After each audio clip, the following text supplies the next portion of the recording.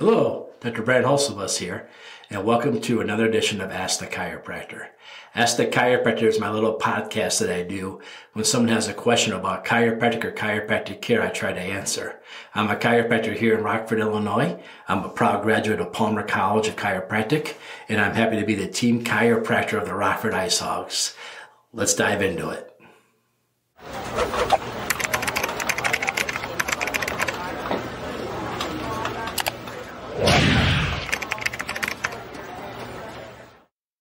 Hello, Dr. Hulsebus. Thanks for joining us.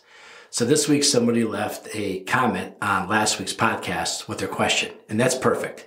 That's exactly what we want you to do. Because if you have a question about chiropractic, only a chiropractor can really answer. So here's the question.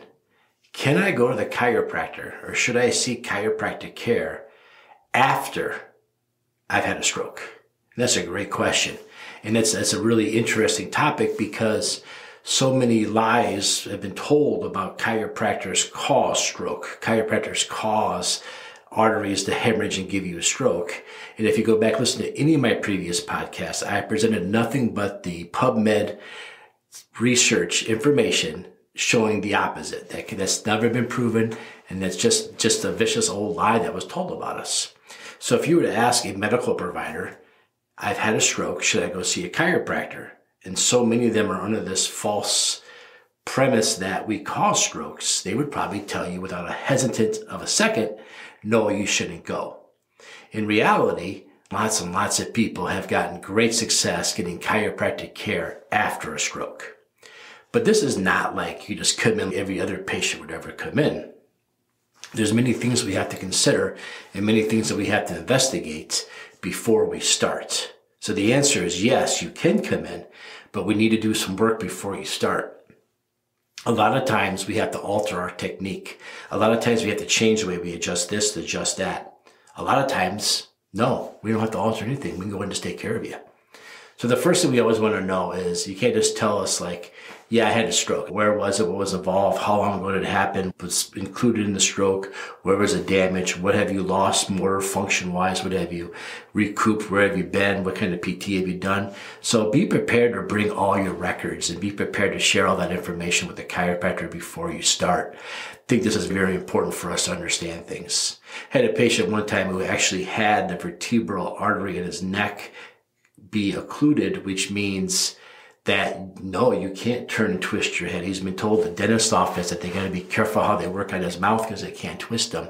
They have to be careful when he gets his hair washed, when he gets his hair done, that they can't bend and twist him. So he has a whole list of stuff he can't do. And one of those would also include the way we adjust his neck. However, we know lots of ways to adjust your neck and take care of you.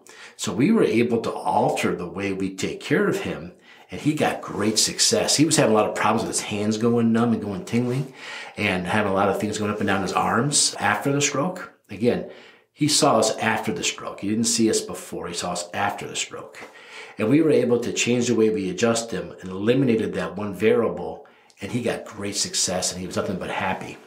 We've had many other patients that lose some motor function, meaning like maybe you see their arm frozen, maybe you'll see their gait be altered, like they can't walk normal. And we're able to give them chiropractic care, and we're able to help change that gait and get them walking again.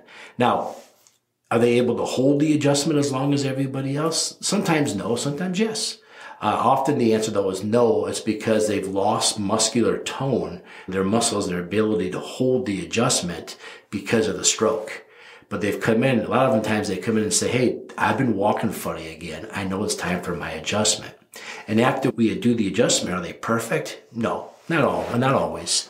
But are they greatly improved? Absolutely. And that's really what they're looking for. They're looking for improvement from what they were, knowing that they might not ever be 100% again, but they could definitely want to be a lot better.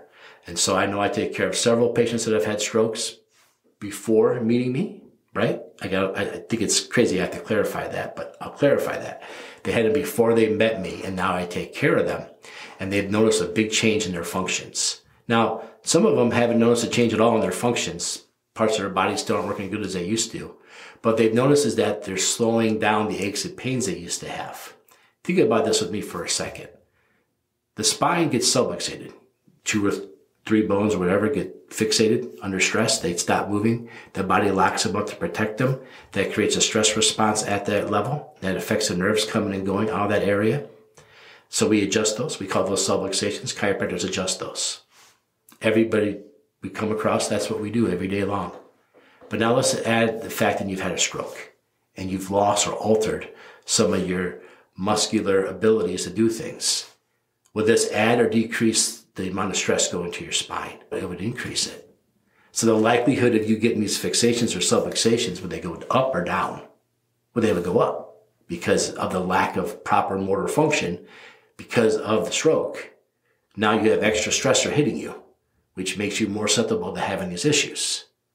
So if you were to go to a chiropractor and they were to adjust you and free those up, would you see an increase or decrease in your health? Well, you'd probably see an increase. If you didn't go, would you see a steady decrease overall in health and function? That's what the chiropractors notice. And so when people come in to see us and we get them adjusted, we restore that motion, we remove that stress, we make the nerve supply happier and better. So sometimes we're making improvements that we don't really see, but we're preventing stuff that might be happening way down the road. Again, there's no way to necessarily prove that because we'd have to have an identical person with the identical stroke and injuries and history and give one of them care, one of them no care, and see how it works if you want to do a double-blind control study. But if you wanted to do outcome assessments of research where we say, this is what they have, this is what those nerves do, this is what the biomechanics do, we perform the adjustment, this is what we expect to see, and that's what happens, and then we get that kind of research, then we get great results. By the way, this is the same type of research they do for cardiac patients. When they did the first valve replacement, do you think they gave somebody a fake valve and somebody a real valve and said, let's see how it works? Of course not. They said, this valve is going to do this. We're going to put in the patient. We're going to monitor the patient. This is what we expect to see. This is what happened. We prove this works. So the fact that chiropractors don't want to use double-blind random control study makes complete sense because the only time you use double-blind random control studies for pharmaceuticals. And chiropractors are one thing. We are not pharmaceuticals.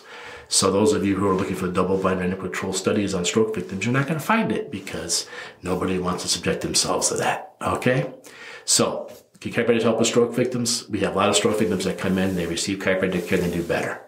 We know that for a fact. We've seen improved muscular function afterwards in some. We've seen improved reflexes in some. So we've seen a lot get better. We've seen some that stay the same, but we know those who are staying the same. We know that the odds are that they're going to improve in other areas or at least not degrade in other areas like they might have because of the stroke. Dr. Chris Kent is a famous chiropractor, and his story is well known amongst the chiropractors that he himself had a stroke and had lost a lot of motor function. And he went to the chiropractor, and the chiropractor is the one that turned his life around.